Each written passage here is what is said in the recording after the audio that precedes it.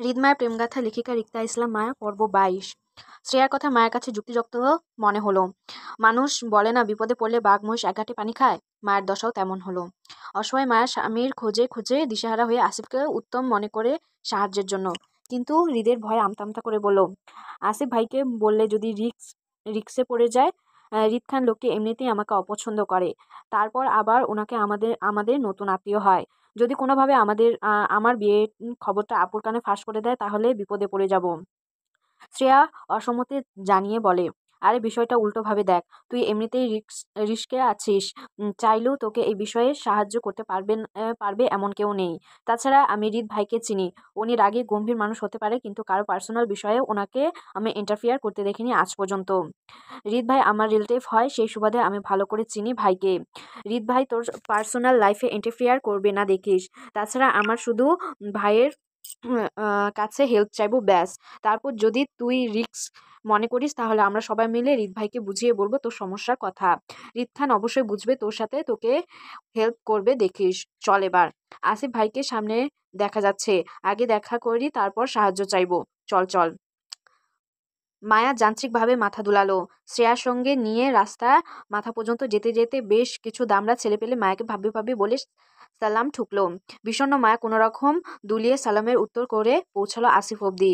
কিন্তু ভাগ্য খারাপ হওয়ায় সেখানে হৃদের সঙ্গে মায়ের দেখা হয়ে গেল হুট করেই। অনাকাঙ্ক্ষিতভাবে হৃদের সঙ্গে মায়া দেখা হয়ে যাওয়ায় মায়া চাচ্ছিল না নিজের সমস্যার কথাটা আসিফকে আর বলতে, যেহেতু সামনে হৃদ আছে তাই।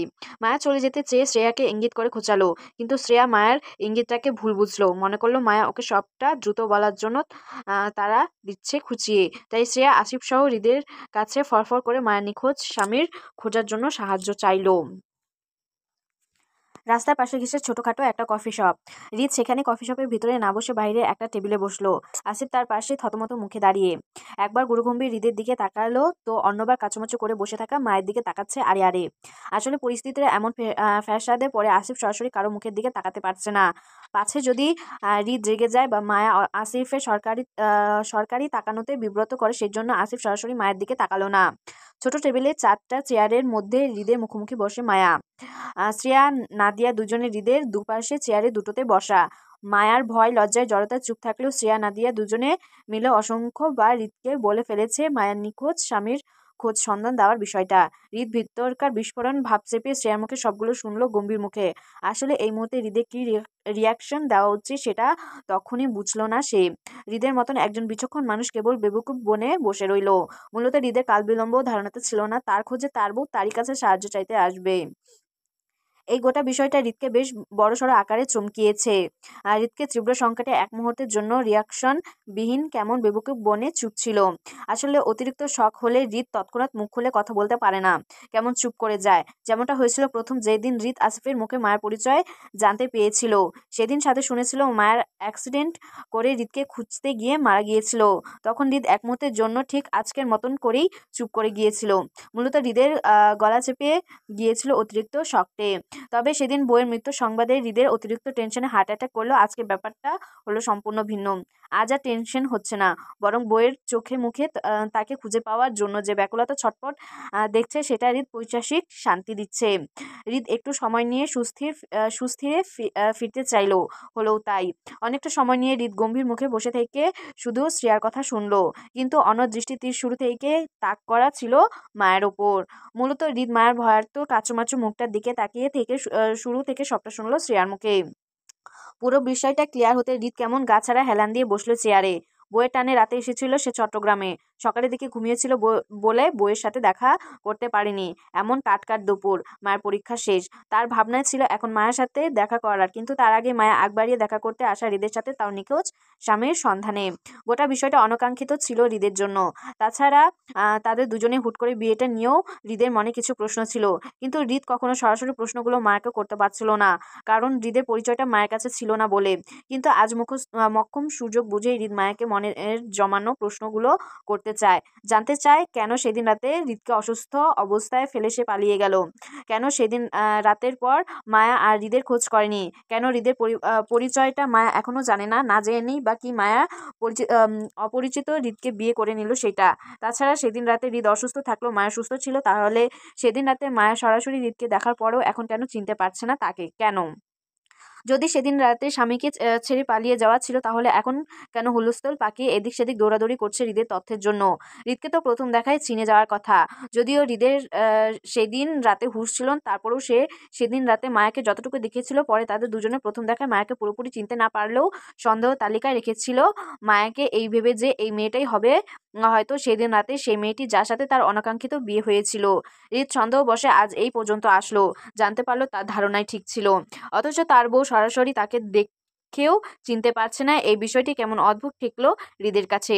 সেজন্য মূলত হৃদ সুযোগ বুঝে এখন সকল প্রশ্নগুলো মায়াকে করতে চায়, কিন্তু তারপরও মায়াকে তার আসল পরিচয় আপাতত দেবে না সে। অন্তত বউ তার যতদিন না পর্যন্ত নিচ থেকে হৃদকে খুঁজে পাবে ততদিন। কপাল কুঁচকে হৃদ মায়ের দিকে তাকিয়ে প্রথম প্রশ্নটা করে বসলো, কি এমন পরিস্থিতি ছিল যে স্বামীর মুখ দর্শন না করে সেদিন সোজা বিয়ে করে ফেললেন? হৃদের স্বাভাবিক কণ্ঠের প্রশ্নে চট করে মুখ তুলে তাকালো মায়া। সবকিছু উৎসুক দৃষ্টিতে মায়ের দিকেই তাক করা, সবাই প্রশ্নটা উত্তর করতে চায় এমন। মায়ের জড়তা ইতস্তত বোধ করলে উত্তরটা দিতে। হৃদ তখনও মায়ের দিকে প্রহর দৃষ্টিতে তাকিয়ে। শ্রেয়া মায়ার ইতস্ততা বুঝে হৃদের প্রশ্নের উত্তর দিতে চেয়ে বলতে চাইলো, আসলে ভাই ওদের। টেবিলের ওপরে হৃদের হাতের ইশারায় শ্রেয়াকে দেখিয়ে থামিয়ে দিয়ে হৃদ শক্ত গলায় ধমকে বলল, তুই উত্তর দিচ্ছিস কেন? প্রশ্নটা কি তোকে করেছি? তুই ছিলে সেদিন রাতে ওর সাথে? হৃদের শক্ত গলায় দমে যায় শ্রেয়া। আগ বাড়িয়ে আর মুখ খুলল না সে। হৃদ যে শক্ত ধাত্রের মানুষ দেখা গেল, শ্রেয়া যদি আবার আগ বাড়িয়ে মায়ের হয়ে উত্তর দিতে চায়, তাহলে থাপ্পড় একটা আজ কপালে জুটবে নিশ্চিত। হৃদের ধমকে শ্রেয়া চুপ করে যেতে মায়া খানিকটা ভয়ার্ত হলো। কাচুমাচু করে রিনরিনিয়ে হৃদের প্রশ্নের উত্তর করে বলল, আসল সেদিন রাতে ওই লোকটা আমরা যেভাবে দেখার সুযোগ হয়নি। নিজের পরিবারের লোকজনের থেকে বিচ্ছিন্ন হয়ে আধা রাতে আমি পথ হারিয়ে দিশাহারা ছিলাম। লোকটাও অ্যাক্সিডেন্ট করে সেদিন রাস্তায় পড়েছিল, কপাল ফেটে ওনার মুখ ঢেকেছিল রক্তে। আর রাতের অন্ধকারে ঝড়ঝাপটা যতটুকুনি দেখেছিলাম তাকে, সেটা আমার এখন আর অতটা মনে নেই। তাছাড়া পরিস্থিতি এমন ছিল যে আমার ভাবনাতেও ছিল না লোকটাকে মনোযোগ দিয়ে দেখব বলে। আমি ছোট মানুষ ছিলাম। তারপর পথ হারিয়ে একটা অ্যাক্সিডেন্টের মানুষ নিয়ে ভয় পেতে গিয়েছিল। ওই লোকটা হয়তো সুগারের সমস্যা ছিল, সেই জন্য ঠিকঠাক দাঁড়াতে পারছিল না। এই পরিস্থিতিতে লোকটার মুখ আমি কতটুকুনি দেখেছিলাম সেটা এই মুহূর্তে আমার মনে নেই। বিগত 2 বছর হয়েছে আমাদের বিয়ের। অনেকটা সময় চলে যাওয়ার ওই লোকটার মুখ আমি ভুলে গেছি। এখন আমার আর মনে নেই। তবে যতটা মনে আছে, লোকটা বেশ লম্বা আর বলিষ্ঠবান টাইপের ছিল। তাকে সামলাতে আমার বেশ হিমশিম খেতে হয়েছিল। মার কথাগুলো শেষ করতে হৃদের দ্বিতীয় প্রশ্নটা করলো, ফেস মনে নেই? তাহলে পরিচয়টা কেন নিলেন না? বললাম তো পরিস্থিতি এমন ছিল যে আমার অত কিছু মাথায় আসেনি। মাত্র নবম শ্রেণীতে পড়তাম। বুদ্ধি খাটিয়ে কিছু করার মতো পরিস্থিতিতে ছিল না। আমি ভীষণ ভয় পেয়ে গিয়েছিলাম।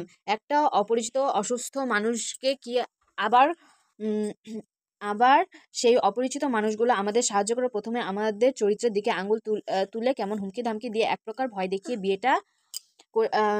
বিয়েটা দিয়েছিল।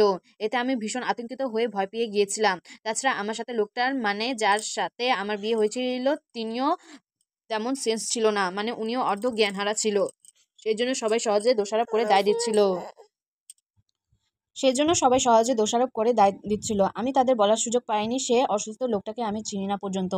সবাই একইভাবে আমার চরিত্রের দিকে আঙুল তুলেছিল সহজভাবে, কারণ অসুস্থ লোকটা আমার কাজ জড়িয়ে তার ভর আমার ওপর দিয়ে রেখেছিল তাই। কাজী সাহেব আমাকে থানার পুলিশে দেবে, এমনকি তখন বিয়েটা না করলে আমার সকালে সমাজের লোকদের সামনে অপদস্থ করবে, এমনটা বলেছিল। এমন বাজে পরিস্থিতি আমি কখনোই পড়িনি। এইসব পরিস্থিতিতে পড়লে মানুষ কি করতে হয় বা কীভাবে সামাল দেওয়া লাগে সেটাও জানতাম না।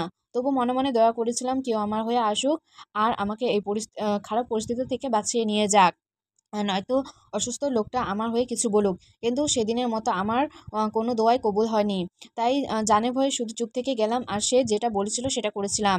তাছাড়া আমাদের বিয়ে কখনো অসুস্থ লোকটার কোনো আপত্তি জানাচ্ছিল না। সে অজ্ঞান না হলেও কিছুটা হুঁশেছিল। আমি ভেবেছিলাম লোকটা হয়তো কিছু বলবে বিয়ের আগ মুহূর্তে তাদের, কিন্তু তিনি কিছুই বলেননি। সেজন্য আমারও কিছু করার ছিল না। হাফেজ সাহেবের পরিবার ভাবছিল আমি আমার স্বামীর গার্লফ্রেন্ড হব। তাকে নিয়ে রাতে কোথাও ধরা খেয়ে হাফেজ সাহেবের বাড়িতে আশ্রয় নিতে চেয়েছিলাম। সেই জন্য আমাদের বিয়েটা পড়িয়ে দেয়। আর আমি চাপার আগে ভয়ে হঠাৎ স্বামী হওয়ার লোকটার পরিচয় পর্যন্ত জানতে চাইনি কারো কাছে, এমনকি হাফেজ সাহেবের পরিবারের কাছেও চাইনি। বিয়ের সময় অতিরিক্ত কান্নাকাটি আর ভয়ে স্বামীর নামটা কাজী সাহেবের মুখ থেকে শুনতে মনে নেই, কিন্তু কাবিননামায় ঠিকই দেখেছিলাম স্বামীর নাম। কিন্তু ইনিশিয়াল সিগনেচার হওয়ায় ঘুরপ্যাচ নামটা আমি বুঝতে পারিনি কি ছিল, সেজন্য তার নামটা আমার জানা ছিল না। মায়ার দীর্ঘ কথায় অতুল্যে হৃদের তৃতীয় প্রশ্নটা আসল আসল সাথে সাথেই আসলো সাথে সাথেই। তাহলে আপনার স্বামীর কাছ থেকে কেন জানতে চাইলেন না তার পরিচয় সম্পর্কে? ওই লোকটা সাহায্য করতে যেয়ে আমি এত বড় বিপদে পড়লাম, তারপরে সে আমাকে সাহায্য না করে চুপ করে বিয়ে করে নিল। রাগে আর ভয়ে স্বামীর পাশ ঘেঁষেনি সেরাতে, দূরে দূরে ছিলাম। সেরাতে হাফেজ সাহেবের বউয়ের ফোন থেকে আরিফ ভাইয়াকে কল করে শেষ রাতের দিকে আমি পালিয়ে এসেছিলাম সেখান থেকে, যেন লোকটা সকালে হুঁশ ফিরে আমাকে আর খুঁজে না পায়। চতুর্থ প্রশ্ন করে বলল হৃদ, তখন স্বামী থেকে পালিয়ে বাঁচতে চাইলেন, এখন কেন তাকে খোঁজ করতে চাইছিলেন? তখন আমি ভীষণ ভয় পেয়ে গিয়েছিলাম। আমার চারপাশে সবাই অপরিচিত ছিল বলে আমার মনে হচ্ছিল সেখানে আমি সেফ না।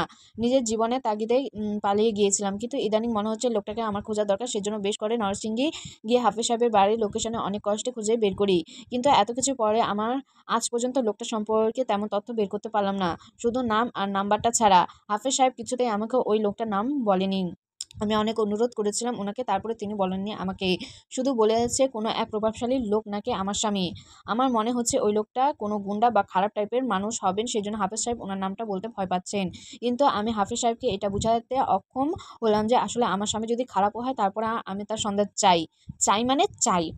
স্বামী নামক লোকটার খারাপ হতে পারে এমনটা জেনে বুঝে আমি তাকে খুঁজছি এতদিন ধরে। এরপর আপনার সাধ্য থাকলে আমাকে একটু সাহায্য করে ওই লোকটার তথ্য জোগাড় করে দিতে পারবেন? বেশি কিছু জানতে চাই না, শুধু ওই লোকটার কে সেটা বললেও চলবে। স্বামীর সন্ধান নিয়ে কি করবেন? শুনলাম আপনার স্বামী নাকি আরো 2টো বিয়ে করেছে, কথা কি সত্য? তার 3য় বউ হওয়ার ইচ্ছা আছে নাকি? হৃদের সহজ কথাটা মায়ের সহজভাবে নিতে পারলো না।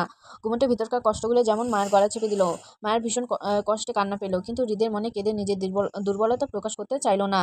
হৃদের ওর আত্মীয় হয় এখন, তারপরে আবার মায়ের সাথে হৃদের বনাবনি হয় না এখন। এমন একটা লোকের সামনে কেঁদে মায়ের নিজের ভিতরকার অবস্থা জানাতে চাই না। মায়ের যতটুকুনি সম্ভব হৃদের সামনে নিজের ভিতরকার পরিস্থিতি না জানিয়ে ওপর থেকে শুধু সাহায্য চাইবে। মায়ের স্বামীকে ঘিরে ওর মনের অনুভূতিগুলো প্রকাশ করবে না হৃদকে। যখন সম্ভব মায়া স্বামীকে ঘিরে ভালোবাসাটা হৃদকে না বলে এড়িয়ে গেল, কারণ মায়া ভালোবাসা শুধু মায়ের অবধি থাকবে, সেটা আর যাই হোক না কেন। কেন মায়া অন্তত কোনো বাইরের লোকের সাথে প্রকাশ করতে চায় না। লোকটা যদি বিয়ে করে তো করুক, আমি কিছু যায় আসে না। আমার স্বামী চাই না, আর না তার বউ হতে চাই। সংসার তো দূরের কথা, কিন্তু তারপর লোকটা আমার চেনা লাগবে। অন্তত ডিভোর্সের জন্য হলেও আমার লোকটাকে লাগবে। ডিভোর্স না হলে আমি অন্য কোথাও বিয়ে বসতে পারবো না। আমার ধর্মে নেই বিবাহিত মেয়েদের স্বামী থাকা অবস্থায় দ্বিতীয় বিয়ে করা। এখন আমাদের ডিভোর্সের জন্য হলে ওই লোকটাকে প্রয়োজন। পারবে? তাছাড়া আমি তো আর লোকটার জন্য সারা জীবন বসে থাকতে পারবো না। আমারও একটা জীবন আছে, কাউকে ভালোবাসার রাইট আমারও আছে। সব থেকে বড় কথা হলো আমাদের যে কখনো বিয়েটা হয়েছিল সেটা ওই লোকটা প্রমাণ করতে পারবে না কখনো, আমি জানি।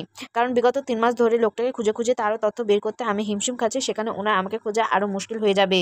আমাদের বিয়েটা হয়েছিল এটা প্রমাণ করার জন্য কাজী থেকে শুরু করে কাবিননামা পর্যন্ত নেই আমাদের। সবকিছু আগুনে পুড়িয়ে ছাই হয়ে গেছে আরও বছর খানিক আগেই। সেই সুবাদে আমাদের ওই লোকটার কখনো চাইলেও নিজের স্ত্রী বলে প্রমাণ করতে পারবে না। আর প্রমাণ ছাড়া কেউ বিশ্বাস করবে না যে কখনো আমাদের বিয়ে হয়েছিল। প্রমাণের অভাবে আমাদের বিবাহিত হয়ে সমাজের কাছে অবহিত বলে প্রথমে ঘোষিত হবে।